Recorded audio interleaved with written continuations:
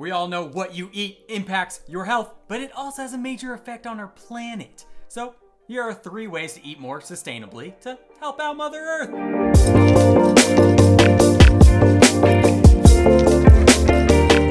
Welcome back to Integrating Nutrition Consultants, aka Inc. Nutrition, where we are all about mind, body, and food. My name is Jack, Registered Dietitian, and I'm helping you to translate the science of nutrition to help you improve your health.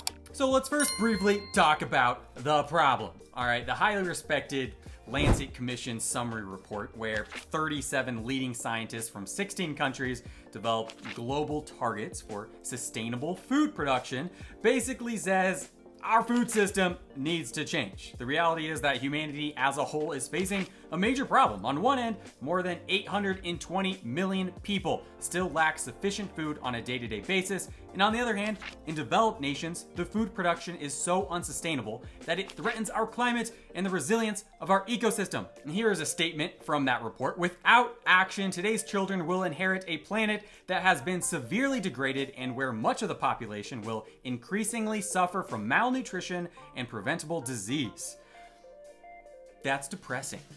But wait, there's good news. Eating for optimal planet health overlaps quite well with eating for optimal human health.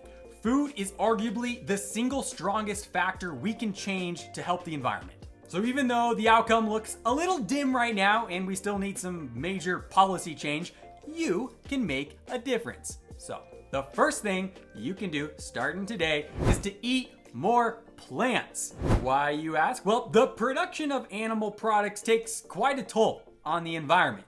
And the thing is, meat, fish, poultry, eggs, dairy, these are all very healthy foods when having in the right amount from the right sources.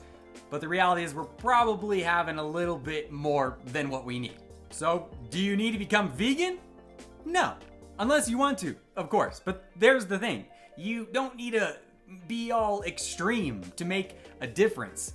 And I'm not promoting by any means going 100% plant-based. Rather, think plant forward, all right? Make some small plant-based substitutions when convenient. Many of us don't think a meal is a meal unless it has meat. How am I supposed to meet all my protein needs with just leaves and carrots?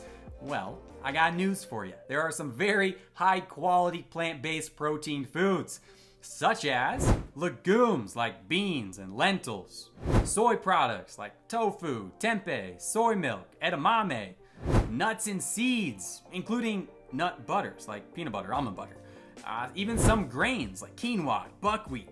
And then there are also some great plant-based protein powders if you're, struggling to meet your needs there. So yes, you can still have your animal protein. I actually recommend it, but maybe kind of reframe what you think of as a complete meal. Rather than viewing your meat as the main dish, think of it as the side dish, and then your, fruits, whole grains, legumes, beans are your main course. All right? I know, it might take an adjustment, but eat more plants. And the second thing you can do, starting today to help out Mother Earth, is to reduce your food waste. Why? Well, when you throw food away into the normal trash, it actually goes to the landfill, and then it starts producing methane gas, which is nearly 25 times stronger than CO2 when it comes to trapping in heat in the atmosphere. And get this, over a third, almost 40% of all food in America is wasted.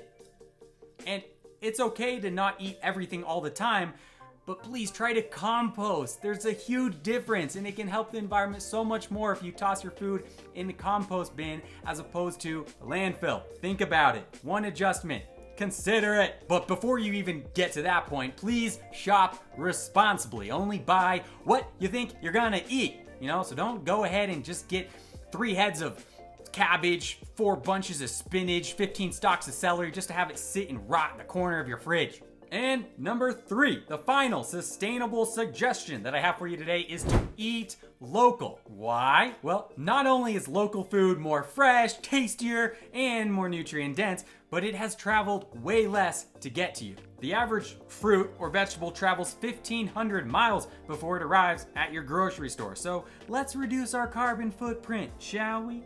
So first, you can keep an eye out for I'm local stickers on food at your grocery store. Second, you can consider signing up for a CSA. CSA stands for community-supported agriculture. Nearly every community in this country has some form of this, where you support a farmer or group of farmers by paying for a share of the farm's production during the growing season. You pick up your fresh produce each week, helping not only yourself by having better food, but also keeping the small-scale farms alive, the ones that are actually treating animals and producing food in a regenerative, ethical, sustainable way. And just Google CSAs near me and you'll surely find one in your community to sign up for. And then of course, you can shop at your local farmer's market when in season and when you're able to. And just a big added benefit to consider is that when you shop at your local farmer's market, your money is going into the right pockets. When you buy fresh food at the grocery store, the farmer who grew that food only gets 10 cents to the dollar. But when you buy from a farmer's market, the farmer gets more than 90 cents to the dollar.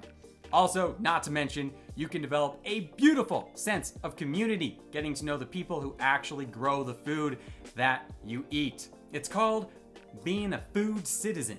Also, I gotta say, eating locally is a fantastic way to celebrate the seasons, right? We got root veggies in the winter, leafy greens in the spring, berries in the summer, squash in the fall. So I know sustainable eating isn't necessarily a sexy topic, but it is an important one. So please just consider doing, one thing that I talked about in today's video. And I just appreciate you watching as well if you made it this far. So thanks everybody. Please like, comment, and subscribe. If you want to know anything again about food or nutrition, let me know. Drop it in the comment below. And remember, long-term health begins in your kitchen. All right, till next time. Peace. Many of us don't think a meal.